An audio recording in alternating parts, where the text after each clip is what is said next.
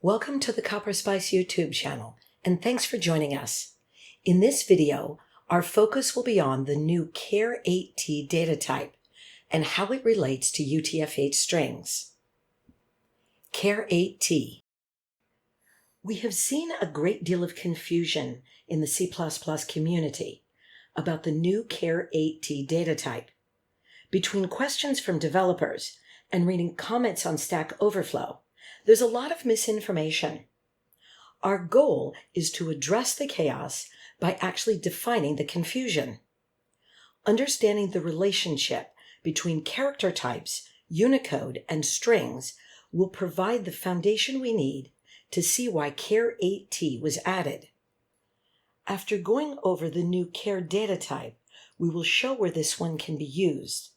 The last piece is to explain string literal prefixes, which are often overlooked and were redefined in C++20.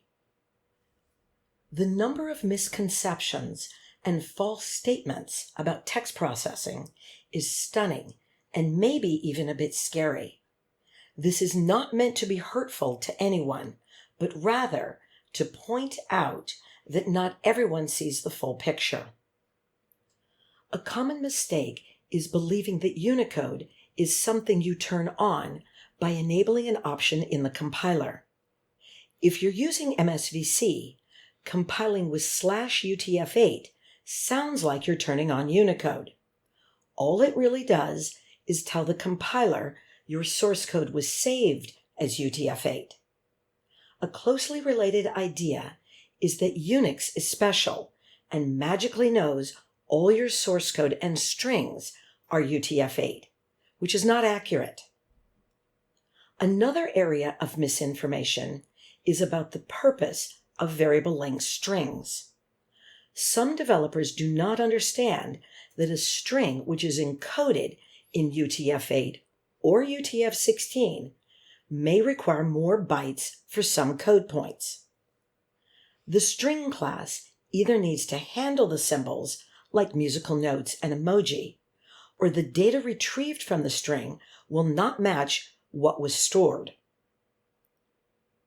You might hear statements like, "My program knows Unicode," or "I turned on Unicode, so I do not need UTF-8 anymore." These sentences are harmful and incorrect. Let's take a brief look at what Unicode actually is, so we can talk about why char8t was added. So here is what is not true. Unicode is not a font, data type, encoding, property of a program, or a compiler flag. It is a document and nothing more. The current release as of March 2020 contains just over 1,000 pages. The majority of the document is a table of symbols. Each symbol is associated with a unique numeric value. Within the Unicode table, this numeric value is not encoded or encrypted. That part comes later. In addition to the symbol table, the Unicode standard also contains the rules for encoding the numeric values, so they can be stored in memory or on disk. The most common rules define the Unicode transformation formats. For example, UTF-8 encodes the numeric values in a sequence of 8-bit bytes, and UTF-16 encodes the numeric values in a sequence of 16-bit elements. There are other encoding rules designed by third parties, such as the Chinese government, who maintain GB 18030. Private companies and other individuals maintain popular encodings like WTF-8 and MUTF-8. Hold on to this information, and we will explain the connection between Unicode and strings which contain a char8t type. The core language of C++ includes a group of primitive data types called the character types. The most well-known and commonly used of these is char. It is the smallest integer type available and is typically 8 bits.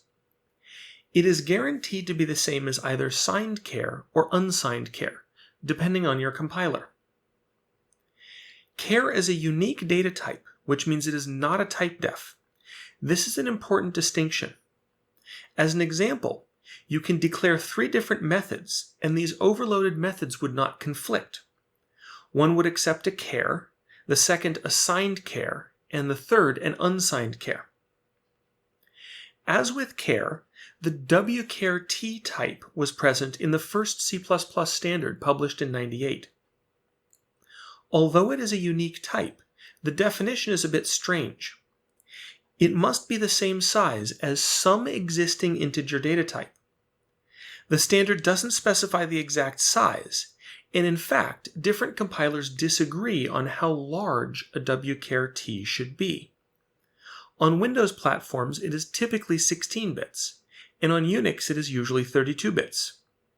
This is a char type you should avoid when writing portable code. The next 3 are typedefs for other existing integer types, and the first 2 are used in defining other character types we are about to cover. It is worth mentioning the typedef for uint32t may not exist on every platform. If the target platform does not support 32-bit arithmetic, it will not exist. These 3 character data types were added to support text processing using the Unicode transformation formats. What is a bit confusing is that char16t and char32t were added in C++11.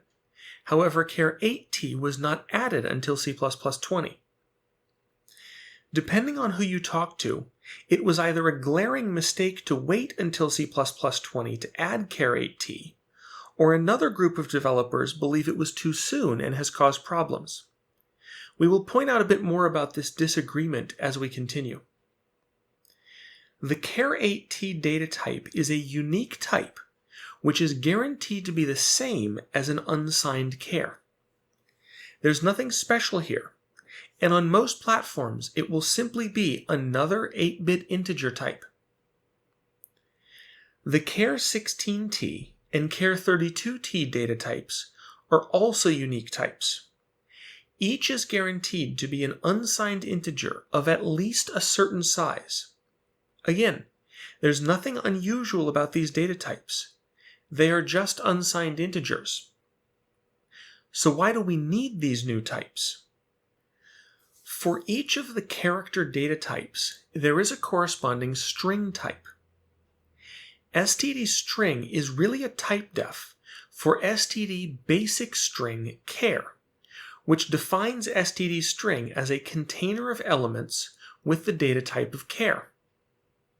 The wchar-t data type is used by the typedef std_w_string. This is frequently used on Windows, since they specify most of their API using wchar-t. The C++ committee realized that neither std_string nor std_w_string were appropriate for text which is stored in any of the UTF encodings. Although you can technically store UTF-8 text in std string, you will have problems.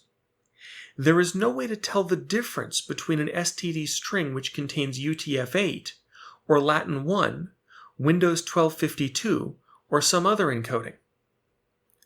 Since the wchar-t type is not a consistent size on all platforms, std_w_string is not the right container either, unless you are writing platform-specific code. The Stdu8 string class is a typedef for std basic string char8t, where the intent is to store a UTF-8 encoded string. This container was added in C++20. Please be aware, this is not a breaking change. However, we are getting to that. Adding new types does not break existing code. The stdu16 string is intended to store UTF-16, and the stdu32 string is intended to store UTF-32. These were both added in C++11. Although Stdu8 string is meant to store a UTF-8 encoded string, there is no way at this point for the C++ standard to enforce this restriction. Any 8-bit data can be saved. If your application depends on having valid UTF-8, this will require additional code for validations, traversing with iterators, and handling symbols where the Unicode numeric value is larger than 127. The same kind of situation exists for Stdu8 String. Representing characters and strings in memory is not the entire story. It is very common to have string literals in your source code. What many programmers may not have considered is how string literals are processed at compile time. What encoding is used? The default for most compilers is typically UTF-8. On MSVC, this is where the /UTF-8 compiler option comes into play. We need a way to declare the encoding for any given string literal. This is done by adding a string literal prefix. The prefix is used at compile time to change the character data type. The most common prefix is the obvious one: leave it blank. When there is no prefix, the data type for the string literal is an array of char. If you add a lowercase u prefix, the compiler is required to produce an array of char 16t and ensure the data in the string is encoded as UTF-16. An uppercase U prefix indicates the string literal should be converted into an array of char 32t, and the string encoded in UTF-32. You may not see the L prefix used very often. It indicates the string literal should be an array of wchar t. This is where the breaking change happened. When the U8 prefix was originally added in C++ 11, the char 8t type did not exist, so this prefix produced an array of char. Starting with C++ 20, the committee changed the definition of U8. It now returns an array of char 8t. This change in behavior of the U8 prefix breaks any existing code which expects U8 to return an array of char. The committee did consider adding a new prefix instead of changing the behavior of U8 to preserve backward compatibility. It was decided this latter approach would add even more complexity and confusion. Our question is, what will auto deduce to for str4 and str5?